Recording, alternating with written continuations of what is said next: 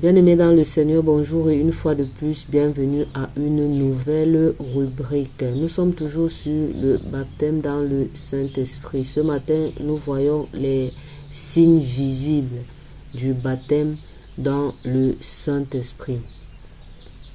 La question, si je suis baptisé du Saint-Esprit et qu'il n'y a pas eu de manifestation visible, est-ce que mon baptême est authentique? Alors, du fait que le jour de la Pentecôte, il y a eu des manifestations visibles et la deuxième fois que les apôtres en acte 4, 31 ont été remplis du Saint-Esprit, il y a eu des manifestations visibles comme le tremblement de terre. Est-ce que ces manifestations continuent aujourd'hui?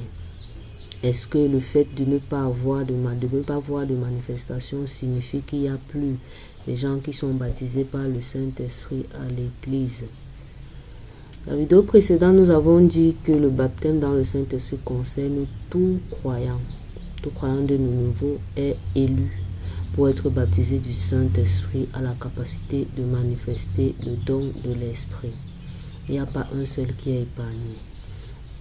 Parce que l'Église est encore sur la terre, le baptême dans le Saint-Esprit continue. Maintenant, pourquoi est-ce qu'il n'y a plus de manifestation? Pose la question. Certains posent la question. Répondons à cette question en posant une autre question.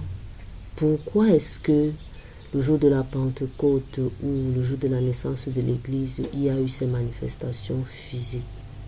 Ces manifestations physiques-là étaient une sorte de dédicace.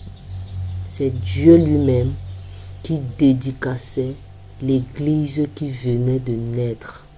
C'est pourquoi il y a eu des signes. Et ce n'était pas nouveau sur les cieux.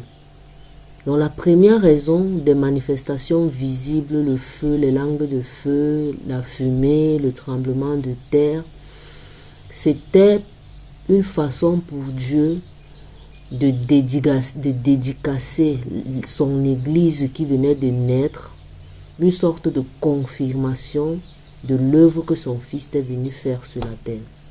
Et ce n'est pas nouveau sous les cieux, parce que lorsque Moïse a fini de construire le tabernacle, Dieu a dédicacé ce tabernacle. Lorsque Salomon a fini de construire le temple, Dieu a dédicacé ce temple-là ou confirmé son approbation vis-à-vis de ce temple-là par 2 fois. 1 Roi chapitre 8 verset 10, 2 Chroniques chapitre 5 verset 13 à 14, 2 Chroniques chapitre 7 verset 1 à 3.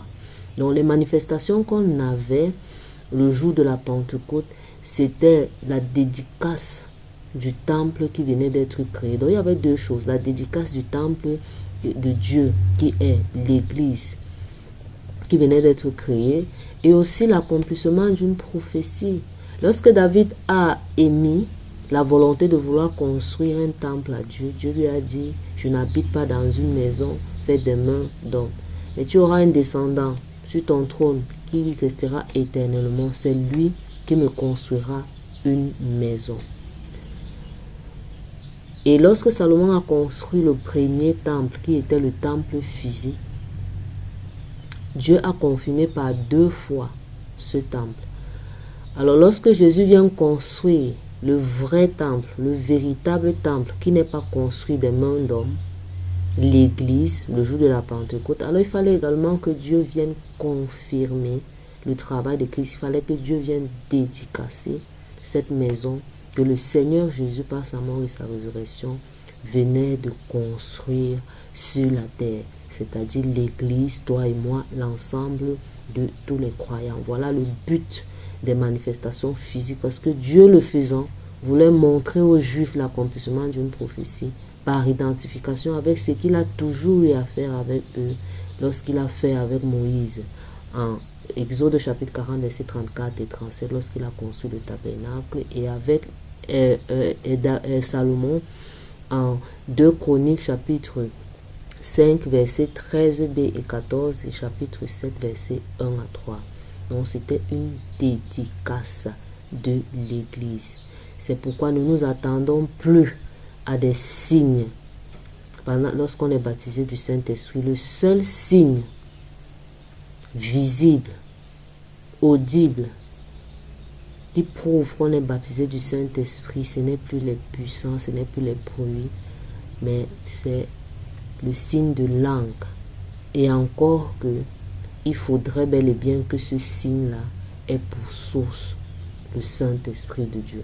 Parce que soit cela peut être une simulation des hommes, soit de source contraire à celle de Dieu, c'est-à-dire d'une source démoniaque. Dieu vous bénisse, à la prochaine pour une nouvelle rubrique.